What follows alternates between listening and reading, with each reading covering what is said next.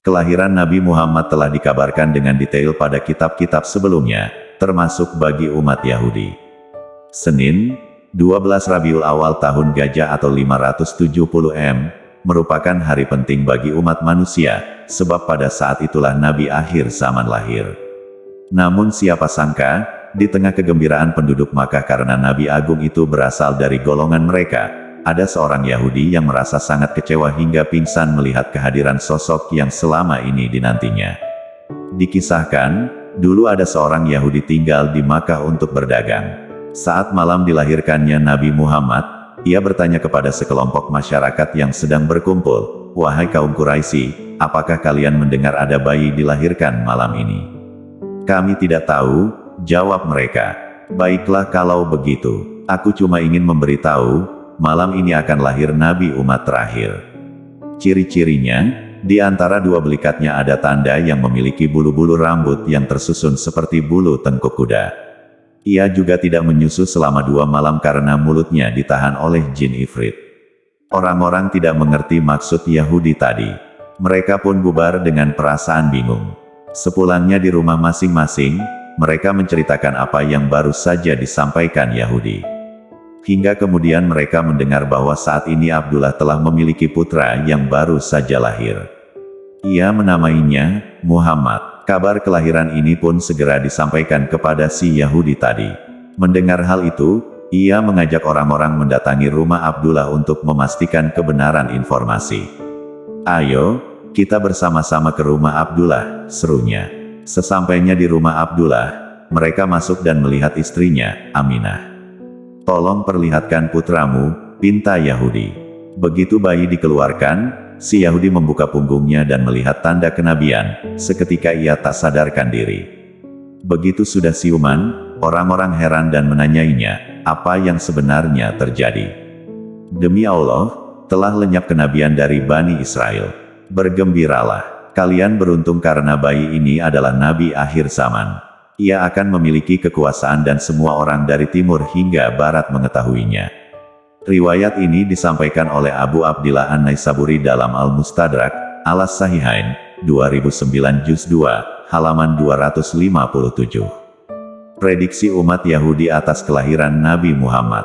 Orang Yahudi yang pingsan saat Nabi Muhammad lahir sebenarnya sudah tahu ciri-ciri dan memprediksi kapan putra Abdullah itu lahir.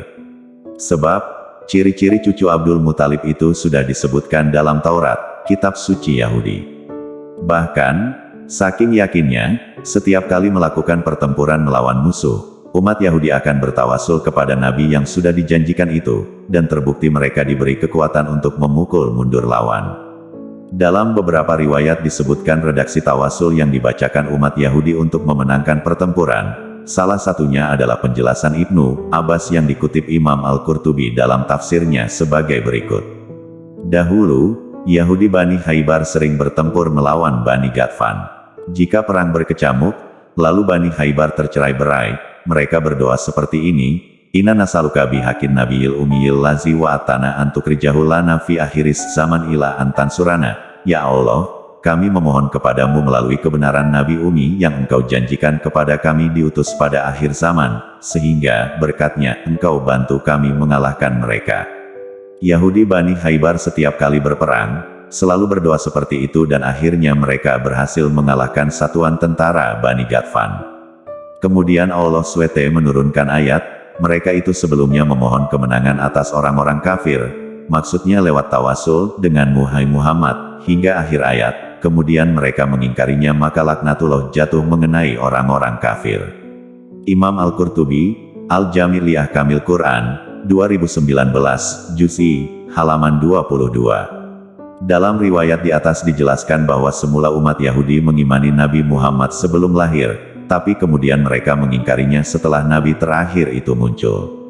Lantas apa yang menyebabkan mereka ingkar? Padahal jelas sebelumnya sangat mengimaninya. Saking yakinnya, mereka mengandalkan keberkahan Rasulullah setiap kali melakukan pertempuran. Ibnu Nashiruddin ad-Dimashqi dengan mengutip beberapa keterangan Astar, sahabat menjelaskan, alasan umat Yahudi enggan mengimani Nabi Muhammad setelah lahir adalah karena gengsi. Hemat mereka, seorang Nabi harus dari kalangan Bani Israel, sedangkan Nabi Muhammad dari keturunan bangsa Arab atau Nabi Ismail. Hanya karena hasut dan gengsi, mereka mengingkari kebenaran yang sebenarnya sudah jelas-jelas disampaikan dalam kitab suci mereka sendiri. Kisah ingkar mereka kemudian diabadikan dalam firman Allah SWT berikut. Dan setelah sampai kepada mereka kitab Al-Quran, dari Allah yang membenarkan apa yang ada pada mereka sedangkan sebelumnya mereka memohon kemenangan atas orang-orang kafir, ternyata setelah sampai kepada mereka apa yang telah mereka ketahui itu, mereka mengingkarinya. Maka laknat Allah bagi orang-orang yang ingkar. Qs. Al-Baqarah 2:89 Ibnu Nashiruddin Ad-Dimaski, Jamil At-Sarfi Maulidin Nabiyil Muhtar, 2009, Juz'i, halaman 35-36. Wallahu a'lam. Ustadz Muhammad Abror, penulis keislaman Nu Online, alumnus Pondok Pesantren Khas Kempek Cirebon dan Mahat Ali Saidu Sidikiyah, Jakarta.